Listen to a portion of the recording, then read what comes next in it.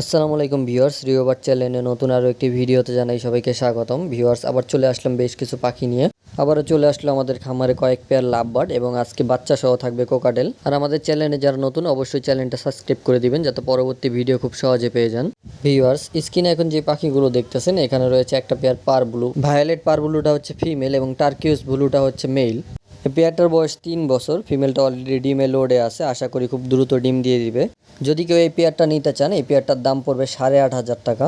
যারা আমাদের থেকে এই পাখিগুলো নিতে চান অবশ্যই স্ক্রিনে দেওয়া এবং ডিসক্রিপশনে দেওয়া নাম্বারে যোগাযোগ করবেন। আমাদের লোকেশন ঢাকা মোহাম্মদপুর। ঢাকা এবং ঢাকার বাইরেও ডেলিভারি করে থাকি, সেই ক্ষেত্রে ফুল পেমেন্ট আগে দিতে হবে। আর ঢাকার মধ্যে হলে এসে দেখে নিতে পারবেন। ভিউয়ার্স, স্ক্রিনে এখন যে পাখিগুলো দেখতেছেন এখানে আরও একটা পেয়ার পারবুলু রয়েছে। পারবুলু সেভেলটা হচ্ছে মেল এবং ভায়োলেট হচ্ছে ফিমেল। এই পেয়ারটার বয়স 2.5 বছর। এই পেয়ারটাও এর আগে 2-3 বার ডিম বাচ্চা করছে। যদি কেউ এই পেয়ারটা নিতে চান সেই ক্ষেত্রে দাম পড়বে 8,000। ভিউয়ার্স, স্ক্রিনে এখন যে পাখিগুলো দেখতেছেন এখানে আরও একটা পেয়ার পারবুলু লাভবার্ড রয়েছে।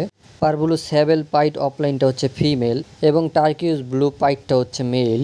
এটাও রানিং পেয়ার এবং ফিমেলের পেটে ডিম আছে। আশা করা যায় খুব দ্রুত রেজাল্ট পাওয়া যাবে। আর এই পেয়ারটার বয়সও 3 বছর। আর এই পেয়ারটার দাম পড়বে 11,000 টাকা।